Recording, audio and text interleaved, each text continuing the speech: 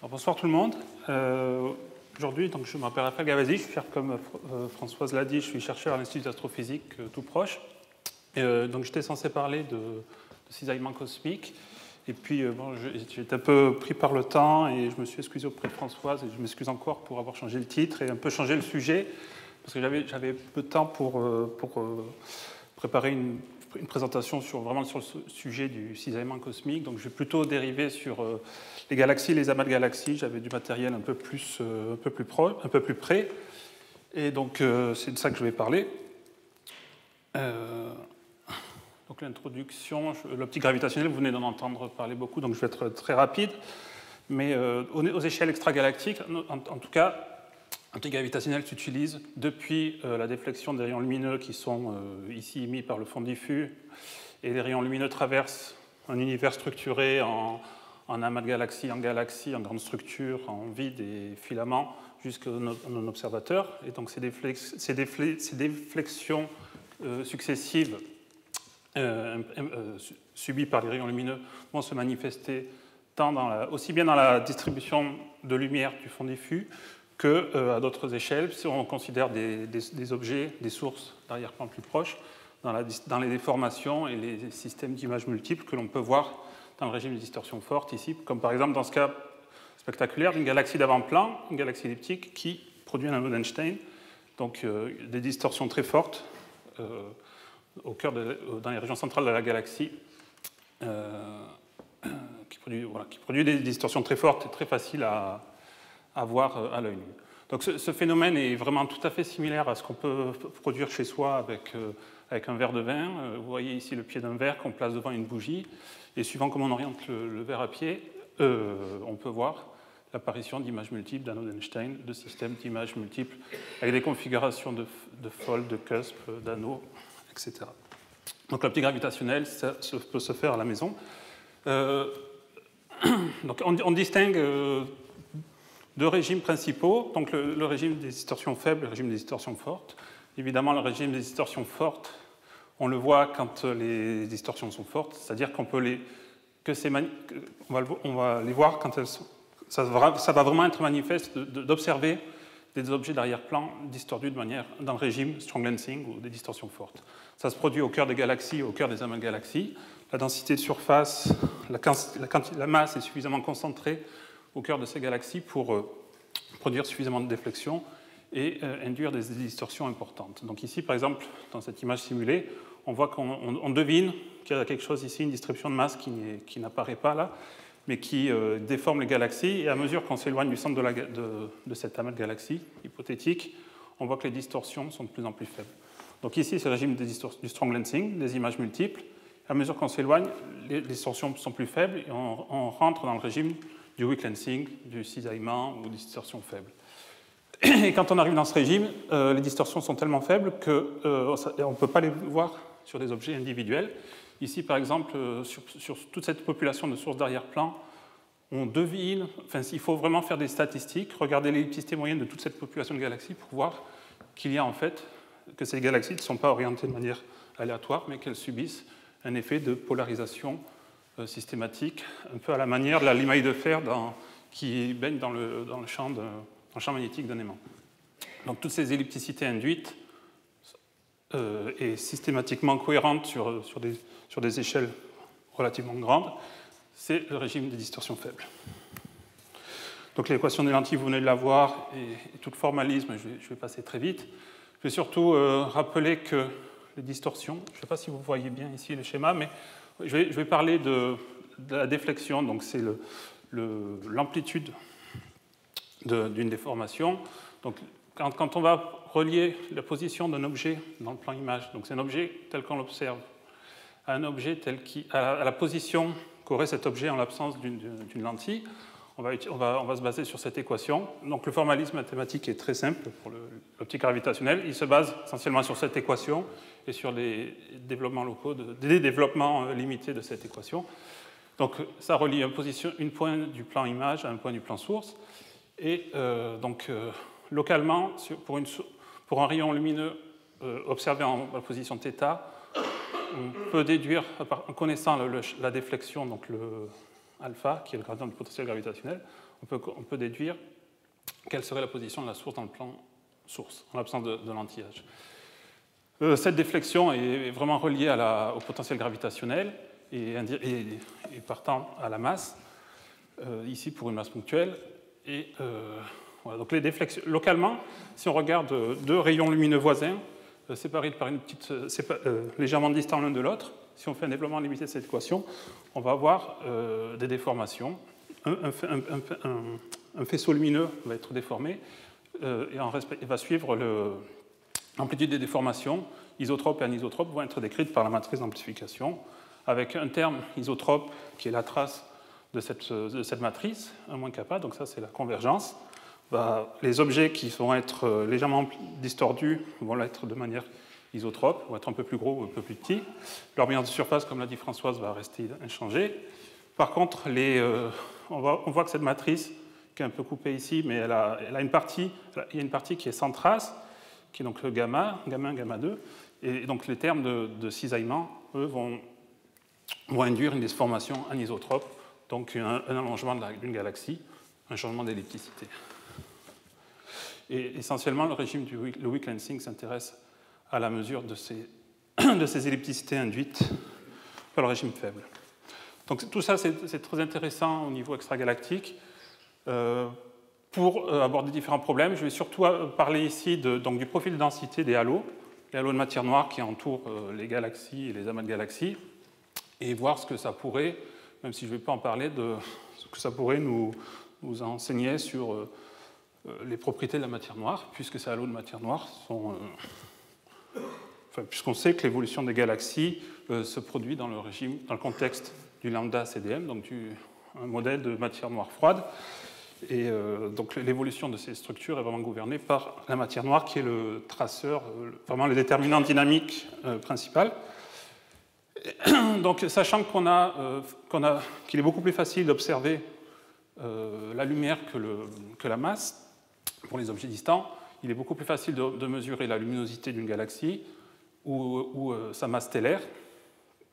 Déjà, c'est pas si simple que ça, mais disons que c'est assez simple de relier la masse stellaire d'une galaxie à sa luminosité, ou tout autre proxy. Par exemple, il me semble que vous avez entendu parler des amas de galaxies, l'émission X, par exemple, des amas de galaxies, ou du gaz chaud intra-amas, ou l'effet le décrément Z du gaz produit par le gaz chaud dans ces amas.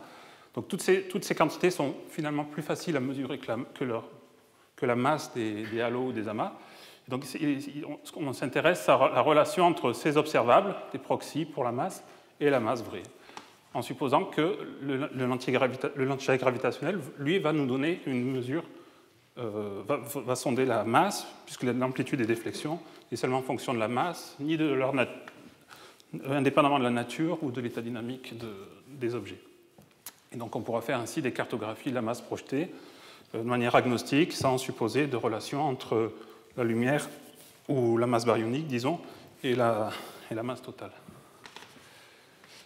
Je ne parlerai pas, donc c'était prévu que j'en parle, peut-être la prochaine fois, si Françoise m'invite encore, j'essaierai de parler du cisaillement cosmique, donc vraiment de la statistique à très grande échelle de cette distribution de masse, telle que sondée par Vraiment, là, on sera dans le régime des distorsions faibles seulement.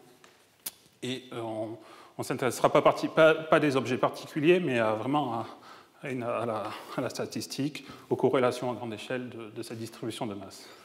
Je ne parlerai pas non plus d'un sujet pour lequel les lentilles gravitationnelles peuvent avoir potentiellement des choses à dire, qui sont les sous-structures sombres. Donc, les simulations numériques nous disent que les halos de matière noire, si la matière noire est vraiment froide, sont entourés de satellites, de ce qu'on appelle des sous-halos. Et ces sous-halos ne sont pas vus de la même façon autour des galaxies, qui semblent avoir assez peu de satellites, de galaxies satellites lumineuses. Et donc ces sous-structures, si elles sont là, mais elles sont éteintes par des processus de physique du gaz, des baryons, on pourrait les détecter juste par leur signature dynamique, leur effet de lentille gravitationnelle. D'autres effets aussi, comme le décalage temporel, le fait que les rayons lumineux qui viennent d'images multiples parcourent des trajectoires différentes, de longueurs différentes, cela va produire un décalage temporel entre des signaux périodiques ou des signaux, des impulsions lumineuses de signal. Donc, ce décalage temporel peut être mesuré. Typiquement, c'est un quasar ou un objet ou une supernova qui explose dans une source très lointaine. Les images, les rayons lumineux qui vont suivre des trajectoires différentes vont arriver à des moments différents. Donc, la supernova va apparaître à des moments différents dans les images multiples. Et en exploitant ce décalage temporel, en faisant une modélisation des systèmes de lentilles, on est capable de mesurer des paramètres cosmologiques très importants comme la constante de Hubble. Il y a d'autres exploitations possibles, comme les microlentilles. Et cela, je ne vais pas en parler non plus. Donc, les observations. Donc, essentiellement, donc mon travail a consisté à utiliser les télescopes optiques, essentiellement optiques et infrarouges proches au sol. Donc ici, je vous ai montré le sommet du volcan Mauna Kea à Hawaï, où il y a un télescope que j'affectionne tout particulièrement, qui est le CFHT, le Canada-France-Hawaï télescope, ainsi que quelques autres télescopes. C'est le meilleur site en termes de qualité d'image au monde. Donc c'est ici que les problèmes que les complications liées à que les effets observationnels vont être les plus limités, même si je vais parler en détail du problème de la mesure de la forme des galaxies dans des données réelles. Évidemment, tout ça, ça accompagne aussi peut être fait sur d'autres télescopes. Ici, ce sont les télescopes du VLT au Chili. Le télescope spatial Hubble, comme on a vu que le fond diffus cosmologique pouvait aussi transporter un signal d'information de l'antillage. J'ai montré le satellite Planck qui est l'écart du fond diffus. Ici, ce sont les antennes de l'interféromètre ALMA, qui elles aussi peuvent maintenant, avec la résolution de l'interférométrie millimétrique, submillimétrique, peuvent nous renseigner vraiment, nous donner accès à des cartes de très haute résolution angulaire pour faire de la modélisation de lentilles. Et puis pour le futur, il y a des projets, un projet Euclide aussi sur lequel je travaille. J'imagine que Françoise en a parlé. Et puis d'autres projets, LSST, donc c'est un grand relevé qui sera fait depuis le sol, et WFIRST qui ressemble un peu plus à Euclide, qui est un autre projet plutôt américain. Donc pour faire apparaître des distorsions très faibles sur les galaxies, il y a un gros travail d'analyse statistique des images. On appelle ça, c'est un problème de morphométrie, donc mesure de forme des galaxies. Je vais revenir là-dessus. Un autre ingrédient important du travail d'analyse des données dans le cadre des lentilles gravitationnelles, c'est ce qu'on appelle ici ce que j'ai appelé les redshifts photométriques. Donc étant donné que l'amplitude d'un effet de lentille dépend des distances entre l'observateur, le déflecteur et la source d'arrière-plan, donc toutes ces distances interviennent pour nous permettre de relier la masse avec l'amplitude des déformations. Donc il convient de connaître à peu près les distances des déflecteurs et des sources.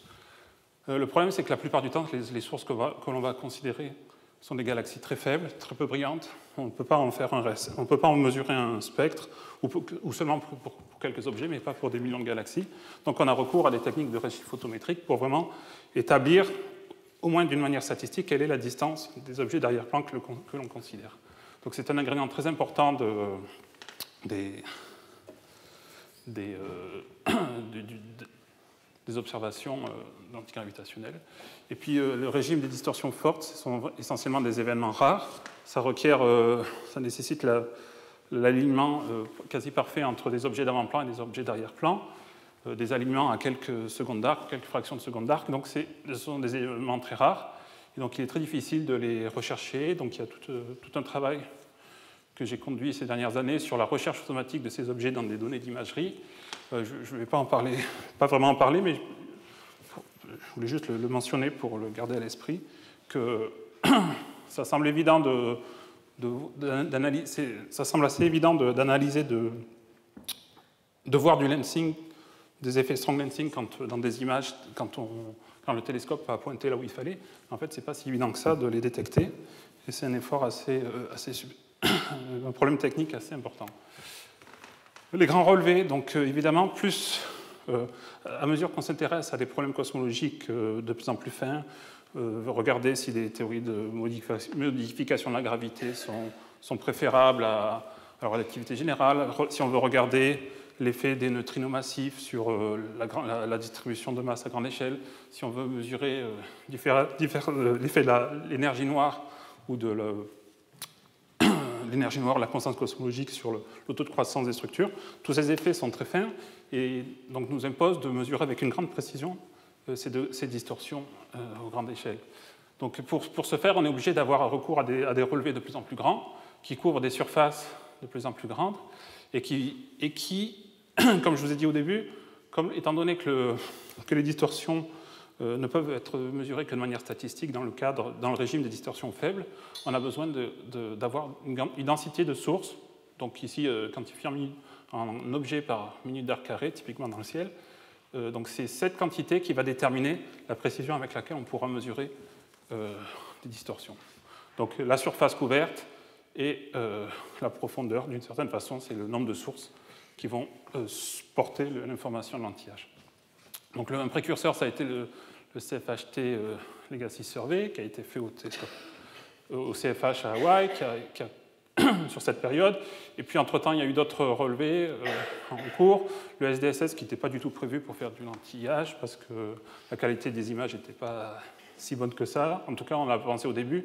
Finalement, ça avérait être un assez bon relevé pour regarder les effets lentilles. Des relevés en cours comme le KITS, conduit depuis le Chili, un télescope qui s'appelle le VST à côté du télescope du VLT au Mont Paranal, HSC sur le télescope Subaru qui est en cours, d'Arcangel Survey, Françoise l'a mentionné aussi. Donc tous ces relevés sont en cours. Disons qu'ils ont été classifiés en 3 catégories, ça, on les a appelés les Stage 1. Stage 1, donc c'est la première phase, génération, ou même deuxième génération de relevés d'intérêt cosmologique. La troisième, et ça c'est la 4e génération. Et donc ici on peut relire le LSST, la mission Euclide et WFIRST. Avec ici, vous voyez des relevés très très grands, avec beaucoup de sources d'arrière-plan. Et donc de grandes promesses pour la cosmologie. Donc évidemment, on ne peut pas mesurer le cisaillement si on n'a pas une ellipticité correcte, si on ne parvient pas à mesurer une ellipticité correcte pour une galaxie. Donc le problème est le suivant. Donc une galaxie, intrinsèquement, elle peut ressembler à ça. La lumière qui nous parvient va traverser toutes les différentes grandes structures, va subir une très légère déformation. Vous voyez ici, elles ne sont pas très différentes. Typiquement, c'est un gain d'ellipticité de 0,03. Ce n'est pas grand-chose. En même temps, ici, on ne le voit pas, mais il y aurait peut-être un petit point ici, unique, un pixel allumé, c'est une étoile. Et du fait du télescope qu'on utilise, qui a une ouverture finie, du fait que la lumière avant de parvenir à ce télescope, si ce télescope est au sol, va traverser l'atmosphère. Et en traversant l'atmosphère, il va y avoir des effets la réponse impulsionnelle va être élargie. Donc l'image d'une étoile qui est essentiellement une source ponctuelle va correspondre à une patate, enfin typiquement une gaussienne, enfin un profil un peu gaussien. Et donc cette galaxie va elle aussi subir cette réponse impulsionnelle et donc va apparaître un peu plus floue, va être floutée. Et donc son ellipticité, ainsi que tous ces moments, donc le centroïde va être changé, l'ellipticité va être changée, tous les moments de la distribution de lumière vont être modifiés. Et donc à cela s'ajoute le fait que les galaxies, on reçoit un nombre fini de photons de ces galaxies, donc les images sont bruitées, et en fait on voit plutôt ça pour la galaxie et plutôt ça pour une étoile. Donc on sait à partir de cette image d'une étoile, on doit en déduire ce qu'est la réponse impulsionnelle, et on va essayer de faire une boucle pour corriger du bruit de ces galaxies, donc corriger du bruit, corriger de la convolution par cette réponse impulsionnelle, pour mesurer l'ellipticité vraie de la source. Et c'est cette ellipticité-là qui est vraiment reliée au cisaillement gravitationnel. Donc pour ce faire, il y a différentes méthodes. J'ai travaillé avec l'Institut d'astrophysique avec Emmanuel Bertin sur une nouvelle méthode qui est Sextractor, un programme d'analyse d'images très connu dans la communauté qui travaille dans un régime particulier. Donc, ce programme Sextractor est très utilisé par la communauté, mais peu de gens savent qu'en fait, il permet de mesurer la forme très précisément des galaxies, sachant la forme de la PSF, de la réponse impulsionnelle. Donc, on l'a amélioré pour ces dernières années dans le cadre d'un projet qui s'appelle Amalgame, pour mesurer la forme des galaxies, ici dans un amas de galaxies, où on montre qu'avec une modélisation rapide de toutes les galaxies du champ, sachant la réponse impulsionnelle, on est capable de construire un modèle de la brillance de toutes les galaxies. Donc ici, on voit, ce sont les données en 3 couleurs observées. Ici, c'est ce que le programme a été capable de reconstruire comme modèle analytique de cette image. Ici, les résidus. Donc en fait, le programme marche très très bien. On mesure les formes des galaxies avec une très très grande précision. De manière plus quantitative, on a montré, en participant à un challenge qui s'appelait le Great Tree, le Challenge Great Tree. Donc l'idée, c'était un groupe de chercheurs, de scientifiques, a produit des images dans lesquelles, un peu de cette manière-là, produit des images qui portaient un cisaillement non connu, inconnu aux personnes qui participaient au challenge. Et l'idée, c'était de remonter, si vous voulez, le flot de données pour retrouver le cisaillement gamma. Et en participant à ce challenge, on a vu que G ou gamma, ici, pour faire court, c'est la même chose, mais on a montré que quelle que soit la vérité inconnue, on arrivait à mesurer des écarts, enfin, on arrivait à mesurer avec une grande précision. Les résidus sont très très faibles, de l'ordre de 10-3, et donc en fait, c'est pour peu que les galaxies qu'on mesure ont un rapport signal sur bruit suffisamment élevé, il n'y a pas de biais dans la mesure des ellipticités. Et donc on est quasiment dans les clous pour des missions comme Euclid et LSST, même si ces simulations n'ont pas tout à fait ne contiennent pas, si vous voulez, toutes les complications qui sont spécifiques à Euclid ou à LSST. Mais en tout cas, c'est encourageant et ça prouve qu'on est sur la bonne voie. Et que vraisemblablement, quand la mission sera lancée, on sera capable de mesurer des ellipticités. Donc évidemment, il faut que les ellipticités soient mesurées à 10-3 près. Donc c'est vraiment très très difficile, mais c'est vraiment important pour voir toutes les déviations à ce que j'ai dit tout à l'heure, donc toutes les déviations à la relativité générale, les écarts faibles à l'amplitude des fluctuations de densité, par exemple. Donc, un autre effort conduit en parallèle de l'analyse des données.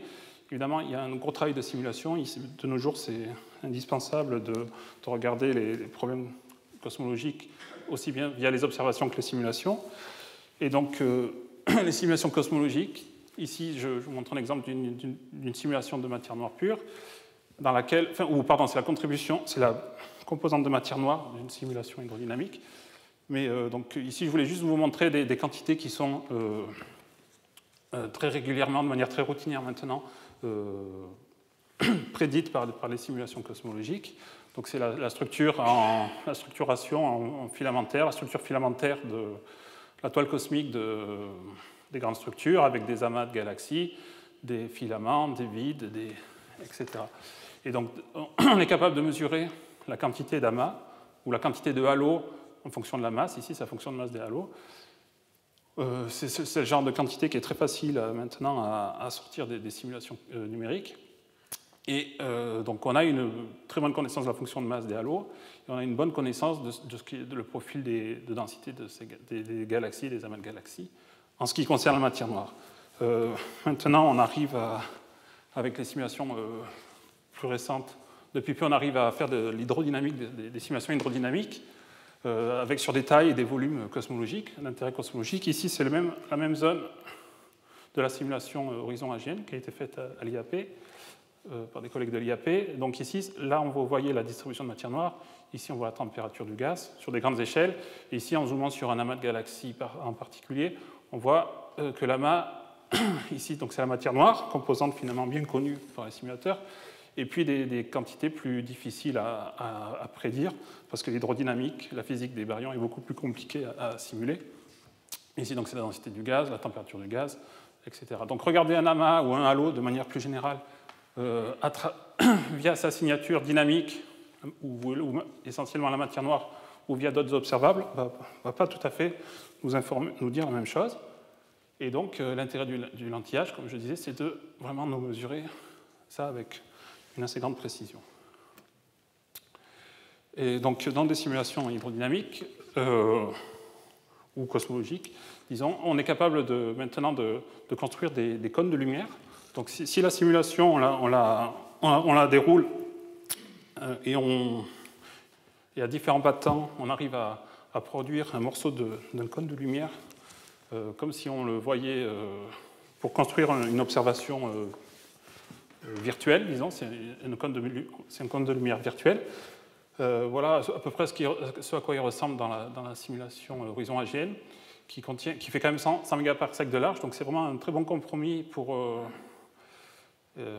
en termes de compromis entre taille, évidemment, parce qu'on veut des volumes très grands, mais aussi on veut une bonne résolution pour avoir des galaxies et des structures bien résolues. Donc ces simulations commencent à vraiment à être dans le bon régime pour ce qui est de l'optique gravitationnelle. Et donc, il est tout à fait possible maintenant de prendre des rayons lumineux et de les faire traverser cette simulation et de voir de manière quantitative quel est l'impact de toute cette physique difficile à appréhender de manière analytique sur les effets de lentilles. Donc, pour ce faire, on divise le cône de lumière en plans. On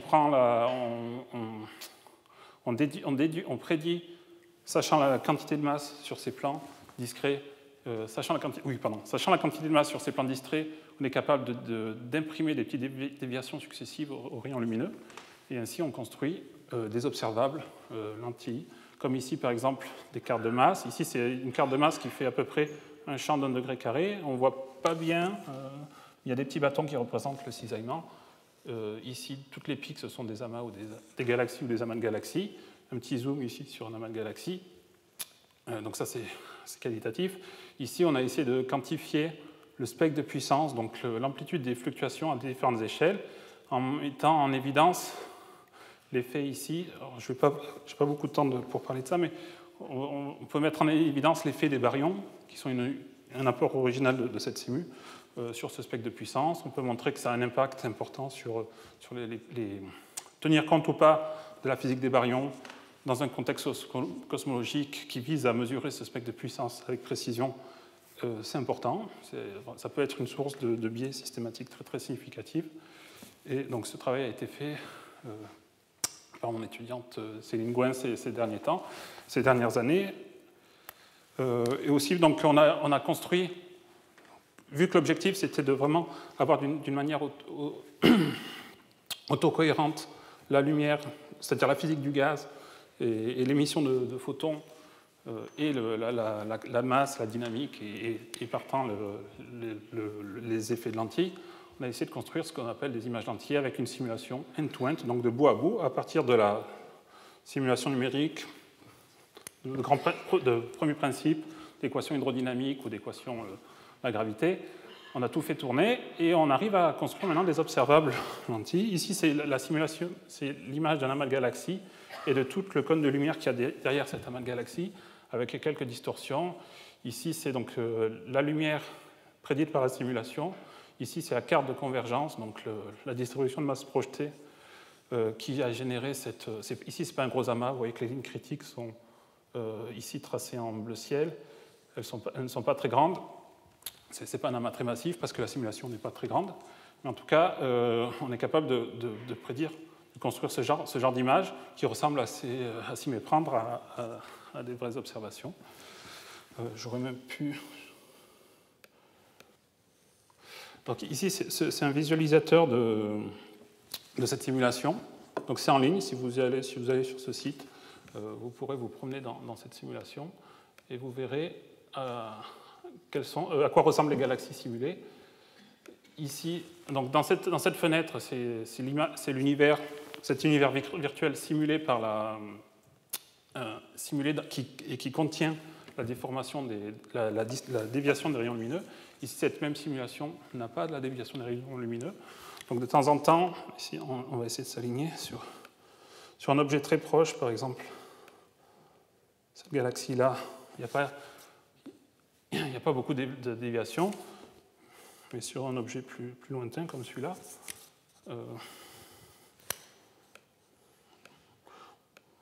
bon, enfin, voilà. Je vous invite à vous promener dans cet univers virtuel. Vous verrez ici, voilà, donc des galaxies ici, la masse, qui n'est pas toujours, si vous voulez, le mapping entre entre lumière et masse n'est pas toujours si trivial que ça à faire. Mais en tout cas, cette simulation vraiment prend ça en compte de manière très, très rigoureuse. Et donc, on est capable, à ceci près que la simulation est encore un peu petite, elle ne fait qu'un degré carré, on est capable de prédire la statistique d'événements strong lensing tels que celui-là, ou l'amplitude des fluctuations de densité à plus grande échelle via le spectre de puissance que je vous ai montré tout à l'heure. Voilà, donc, les résultats sur l'halo de matière noire. Donc, munis de ces observations et de ces simulations qui nous aident un peu à parfaire les ingrédients des modèles d'analyse et d'interprétation des observations. Voici quelques résultats de travaux ou quelques illustrations, en tout cas de travaux en cours sur les halos de matière noire. Donc, je rappelle très brièvement l'enjeu. Donc, les simulations, dans un contexte lambda, CDM ou autre, peuvent nous prédire, via des simulations numériques par exemple, des halos de matière noire, de masse donnée, de profil densité donnée. Si on y adjoint la physique du gaz, l'hydrodynamique, on est capable de prédire une masse stellaire, des observables X ou Z ou autre chose, et une luminosité, donc des quantités qui sont beaucoup plus proches des observations. Et les observations, elles, donc on mesure des flux, essentiellement, et si on connaît la distance, on en déduit la luminosité, puis la masse, et en gros, on parcourt ce schéma, ce flow dans l'autre sens.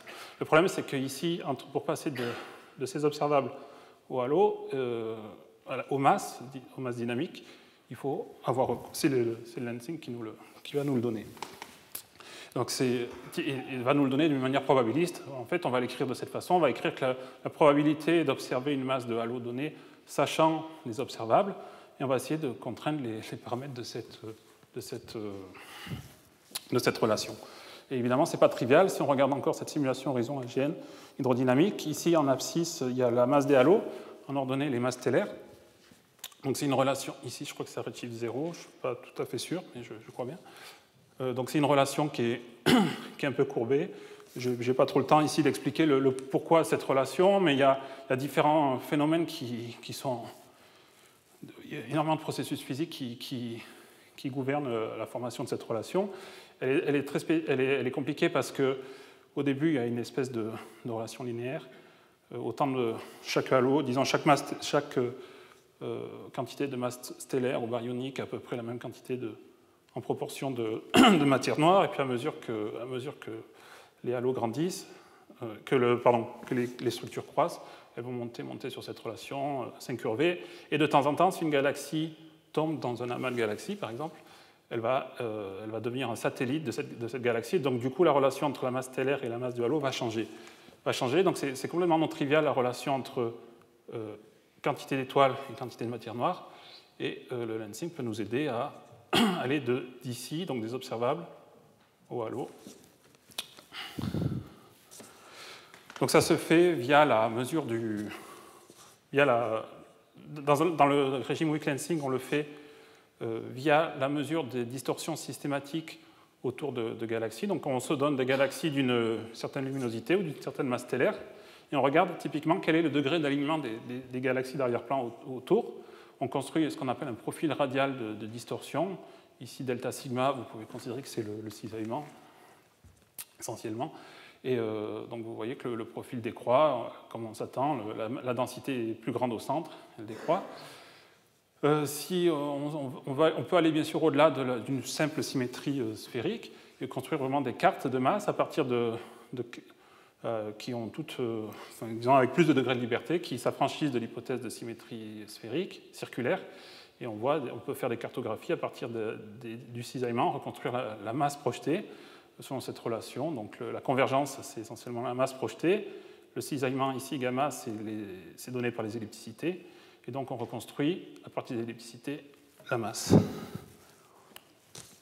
Dans le cœur des amas, ici, Frontier Field, Françoise en a parlé tout à l'heure, dans le cœur des amas, le régime des distorsions fortes est plus difficile à modéliser. Évidemment, le signal est fort, donc on n'a pas besoin de beaucoup de statistiques pour le faire apparaître, l'exploiter, mais par contre, l'analyse est difficile. Ce n'est pas une simple inversion d'une équation ici, que vous voyez essentiellement linéaire. Il faut déjà identifier le système d'images multiples. Plus on a des données profondes, c'est-à-dire plus on voit de sources d'arrière-plan, plus, si vous voulez, le nombre d'objets, de systèmes d'images multiples va nous aider à contraindre les paramètres et à modéliser cette distribution de masse. Ici, c'était avec des données spatiales, mais peu profondes. L'initiative des Frontier Fields, donc ça a été d'observer de faire des imageries très profondes de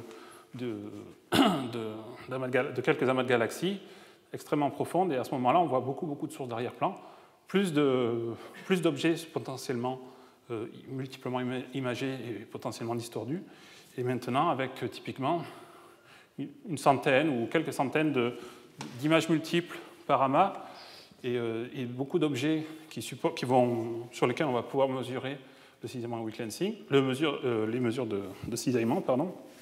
On peut faire des reconstructions de masse très précises du cœur des amas. Donc ici, voilà, par exemple, la distribution, les systèmes de lignes critiques dans cet amas. Ici, en couleur, on voit les conjugaisons de points, donc les systèmes d'images multiples. Et pour s'assurer que des images multiples sont vraiment des images multiples, il faut avoir une bonne résolution spatiale. Françoise a montré, je crois, à un moment, la conjugaison d'images multiples quasiment miroirs les unes des autres par rapport à une critique, disons, images miroirs l'une de l'autre par rapport à une critique. Donc la morphologie des images suppose des données spatiales de bonne résolution, et puis aussi suppose la connaissance des distances. Et là, pour faire du strong lensing, on a vraiment besoin de redshift spectroscopique. On ne peut pas se contenter de redshift photométrique. Mais enfin, avec tous ces ingrédients, on est capable de bien reconstruire la distribution de masse, avec quand même quelques écarts d'une technique à l'autre. Ici, je mentionne ce travail fait par LensTool, donc les collaborateurs de Jean-Paul Kneb à Marseille.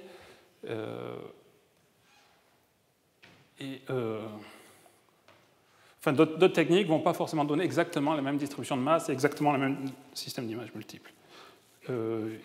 Pour modéliser aussi des galaxies, typiquement les galaxies sont, comme je vous ai montré tout à l'heure, des anneaux d'Einstein autour de galaxies elliptiques. Ici, ils ne se voient pas très bien, mais le problème est le même. On va essayer dans le régime strong lensing de mesurer la masse de ces galaxies.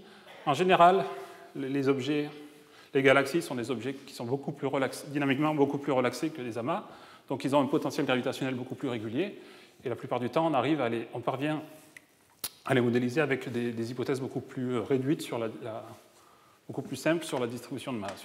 Un potentiel typiquement elliptique avec un potentiel elliptique, on arrive à corriger les distorsions et à reconstruire la masse précise de ces objets, reconstruire la forme de la source d'arrière-plan. Ici, par exemple, en soustrayant sur l'une d'elles l'objet d'avant-plan, on voit un anneau d'Einstein cassé, parce que le potentiel n'est pas strictement circulaire. On arrive à le modéliser, on voit qu'il y a très peu de résidus, on peut reconstruire la source, donc corriger les distorsions, et mesurer la masse de cet objet à l'intérieur du rayon d'Einstein avec une grande précision. Typiquement, on peut mesurer un rayon d'Einstein à quelques pourcents. Donc mesurer la masse incluse dans le rayon d'Einstein à quelques pourcents. C'est exceptionnel. En extragalactique, je pense que c'est la meilleure mesure de masse la plus précise que l'on puisse faire. Le problème, c'est que comme c'est du strong lensing, c'est très localisé. On peut mesurer cette masse très précisément qu'à un rayon particulier. Et pour vraiment déduire des choses sur le profil de densité des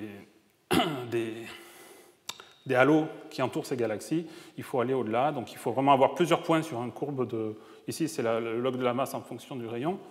Donc si le rayon d'Einstein ici est mesuré avec une très très grande précision, donc on veut aller au-delà avec du weak lensing, donc on reconstruit un profil de cisaillement, et puis on peut même essayer d'aller en deçà, plus à l'intérieur du rayon d'Einstein, en mesurant la dynamique des étoiles la cinématique des étoiles et en faisant un traitement dynamique, une modélisation dynamique de l'information spectroscopique qu'on peut obtenir des étoiles dans la galaxie déflectrice. Voilà, donc ça nous donne un point de mesure encore à un rayon encore inférieur. Et comme ça, on arrive à tout rayon à reconstruire la distribution de masse des galaxies. On a pu comme ça mesurer avec une grande précision que le profil de densité totale était très proche de 2, donc un profil d'une distribution de masse isotherme avec une faible dispersion. On a aussi montré qu'il y avait peu d'évolution avec le redshift. Donc ce profil de densité s'établit assez tôt, à des redshifts au-delà de 1, et après, dynamiquement, les galaxies, bien sûr, elles continuent à croître, à grossir par accrétion successive, mais sans que cette pente, donc la dérivée logarithmique du profil de densité, ne change beaucoup. Et puis, donc, on a comparé ces résultats observationnels avec des simulations numériques. À nouveau, simulation horizon AGN de l'IAP, et on a vu que les galaxies prédites par la simulation dynamique avaient à peu près les mêmes profils de densité, les mêmes tailles et les mêmes masses stellaires que les observations, les mêmes galaxies dans les mêmes halos, donc c'est très, très, très encourageant à ce niveau aussi. On peut regarder à plus grand rayon, ici c'est le profil de densité en fonction de profil de cisaillement jusqu'à des rayons beaucoup plus grands pour différentes populations de galaxies à différents redshifts. Donc ça a été fait dans le CFHT Legacy Survey. On voit que ici, à mesure que la masse augmente, j'ai un doute. Oui, pardon. La masse augmente en descendant ici, et le redshift augmente dans ce sens. Donc on voit qu'on arrive quand même à mesurer avec une grande précision ces profils de cisaillement. Ici, des galaxies d'amas, juste pour illustrer le fait que les galaxies d'amas, ici, donc je montre ici le profil de cisaillement de galaxies qui ne sont pas dans un amas de galaxies. Ici, le profil de cisaillement de galaxies qui sont membres d'un amas. Et en fait, ici, cette différence de masse ou d'amplitude de cisaillement est la signature de ce qu'on appelle du stripping, donc du fait que les galaxies, quand elles tombent dans le potentiel gravitationnel de l'amas, vont subir des effets de marée et donc vont perdre leur enveloppe externe, essentiellement en fait de matière noire, et donc vont être mises à nu, disons, et à la fin, la galaxie satellite ou membre de l'amas, disons, ne contient quasiment plus que la masse stellaire. Un travail un peu similaire dans les amas, dans le projet Amalgame, que j'ai conduit à l'IAP. Donc l'idée, c'était de recenser à peu près une centaine d'amas, un peu plus de 100 amas, dans cet intervalle de redshift, de récupérer des données dans les archives des télescopes du CFH et de Subaru, pour à peu près une centaine d'amas, un peu plus, et de mesurer, d'essayer de construire la statistique de masse et de profil de densité de cet échantillon. Donc on a fait évidemment, le rapport Snell-sur-Bruit par amas est assez faible. On est dans le régime du cisaillement faible. Mais on arrive quand même en combinant, en stackant, donc en coadditionnant, si vous voulez, le signal et le bruit d'un grand nombre d'amas. Ici, 40, 40, 40, en 3 intervalles de redshift. On arrive à reconstruire un profil très, très précis et à déduire la masse avec une grande précision et le profil avec une grande précision. Donc en faisant comme ça, en renforçant, si vous voulez, le signal par la statistique d'un grand nombre d'amas, on arrive à mesurer typiquement des masses qui sont à peu près 8-10 puissance 14 masses solaires. Et comme on a beaucoup d'objets, on arrive à avoir un rapport Snell-sur-Bruit de 3 à peu près, à 3%, donc 30, sur le profil moyen. Donc typiquement, c'est entre 1 et 10 par amas, le rapport Snell-sur-Bruit. Mais sur la masse de la combinaison de toute cette population d'amas, on a une précision de 3%, ce qui est vraiment excellent pour faire envisager des calibrations, des étalonnages des relations entre masse et observable. Et puis, outre la masse, on arrive à mesurer ce qu'on appelle la concentration, donc la forme du profil. Est-ce que le profil est parfaitement une pente, une loi de puissance, isotherme ou autre, ou est-ce que typiquement, si on en croit les simulations numériques, le profil serait plutôt du type Navarro-Franken-White avec un rayon de coupure dans lequel, un rayon caractéristique auquel la densité, la pente du profil de densité est de l'ordre de -2, et puis en deçà le profil un peu plus plat, et en deçà un peu plus pentu. Et on arrive à mesurer la position de ce rayon de transition, ce rayon caractéristique, via un paramètre qui s'appelle la concentration.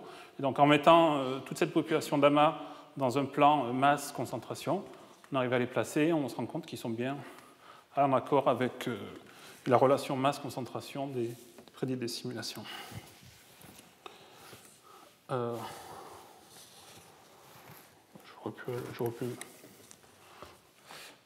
J'aurais pu prendre un peu plus de temps, mais bon, alors, disons que le bilan détaillé, en conclusion, on va dire que le bilan détaillé de la masse autour des galaxies et des amas est maintenant bien accessible et bien établi. On a des bons outils qui peuvent nous permettre de mesurer des masses à quelques pourcents près, pourvu qu'on prenne bien soin du contrôle des effets systématiques. Donc j'ai mentionné la difficulté de mesurer la forme des galaxies en présence d'une atmosphère et d'une réponse impulsionnelle qui est bien souvent trop grande et qui est variable. Ce n'est pas tant le fait que la réponse impulsionnelle est grande qui nous gêne, mais c'est le fait qu'elle puisse varier d'une position à l'autre dans le champ, ou qu'elle puisse varier d'un moment à l'autre parce que l'atmosphère au-dessus du télescope a changé, parce que le télescope a un peu bougé. Donc toutes ces variations qui sont difficiles à corriger dans les images sont bien sûr difficiles à modéliser et bien souvent sont pendant longtemps, enfin, sont en fait des facteurs limitants pour les analyses de l'antigravitationnel. Donc le centre des halos, le profil des halos est compatible avec le profil de type Navarro-Franken-White. Il n'y a pas de grosse surprise à ce niveau, même s'il y a la possibilité que, vraiment dans les régions les plus centrales, inférieures à 20 kg par sec, peut-être que le profil de densité est encore un peu plus plat.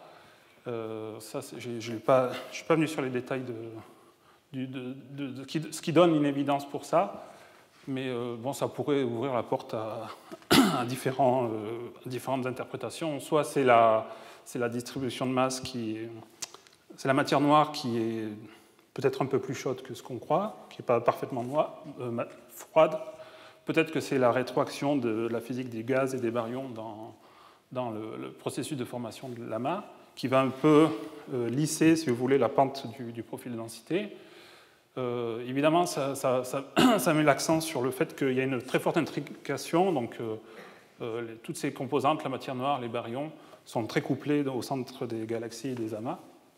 Et donc, pour vraiment faire la lumière sur le profil de densité, l'état dynamique, mesurer peut-être, mettre en évidence des écarts à une matière noire parfaitement froide, il faut vraiment faire une combinaison de tous les régimes du lensing, donc le régime fort, le régime faible, inclure la dynamique et les autres observables. Mais pour le moment, tout cet effort a l'air d'être en bon accord avec les prédictions des simulations hydrodynamiques, qui, pourvu que ces simulations incluent la physique de rétroaction des trous noirs supramassifs au centre des galaxies. Et donc on a une bonne relation, enfin un bon accord dans la relation entre observable, ici masse stellaire de la galaxie centrale et la masse des halos. Et puis donc il y a un autre domaine que je n'ai pas abordé aujourd'hui, qui est le cisaillement cosmique, qui nous donne maintenant des contraintes fortes sur la quantité de matière noire, donc les paramètres cosmologiques tels que oméga matière, sigma 8. Et puis c'est une sonde unique pour l'énergie noire. Et c'est c'est un des drivers principaux de la mission Planck, la mission Euclide. Je crois que tu en as parlé, François, non, donc je ne vais pas revenir là-dessus, mais vraiment avec Euclide, on va pouvoir mesurer l'amplitude des fluctuations de densité à différents redshifts. L'effort est vraiment mis non seulement sur la qualité des images, puisque c'est une mission spatiale, et sur la couverture du ciel, quasiment donc 15 000 degrés carrés, plus d'un quart, un tiers du ciel, qui, une fois qu'on a exclu, c'est quasiment tout le ciel observable, une fois qu'on a exclu le plan de la galaxie et le plan de l'écliptique, donc tout le ciel qui est vraiment sombre et qui est extragalactique va être observé par Euclide, et 15 000 degrés carrés, et avec beaucoup de sources d'arrière-plan, une grande précision sur la mesure du spectre de puissance des fluctuations de densité. La variation avec le temps, donc étant donné que la mission va avoir une approche tomographique, c'est-à-dire qu'on va être capable, en prenant soin d'avoir les observations multilongueurs d'onde, de connaître le redshift, donc la distance des sources d'arrière-plan, et en mesurant la variation d'amplitude des fluctuations pour différentes populations de sources, on va être capable de mesurer le taux de croissance des structures et aussi l'expansion de l'univers. Donc c'est vraiment une mission extrêmement sur laquelle nous comptons énormément pour faire des progrès, donc pour les grandes structures, mais de manière plus générale pour la relation entre masse et observable, et vraiment comprendre, relier la physique des galaxies et les halos de matière noire, en tout cas la physique de la matière noire qui est plus facile et en général mieux comprise, en tout cas dans les simulations numériques.